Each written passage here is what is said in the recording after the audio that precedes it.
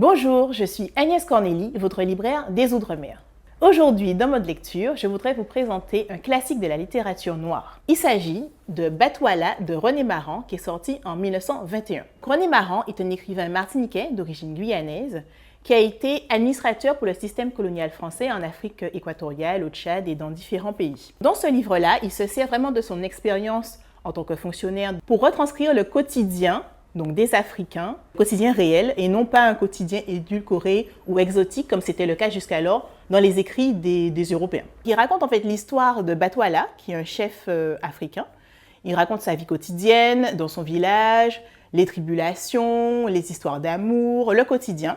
Et en fait, c'est la première fois qu'une personne noire présentait le peuple africain, mais vraiment de l'intérieur. Parce que jusqu'alors, c'était surtout les colonisateurs ou les Européens qui donnaient leur vision, en fait, de l'Afrique.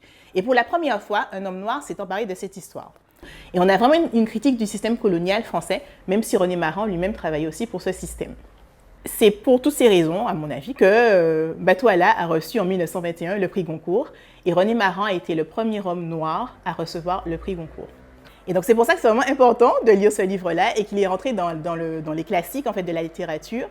Et il est aussi le précurseur de l'idéologie de la négritude dont vont s'inspirer après Césaire, Senghor, Damas et tous les grands écrivains illustres des années 30 et 40. Pour conclure, il faut absolument que vous lisiez Batouala de René Maran, et donc qui est réédité aujourd'hui aux éditions Albin Michel.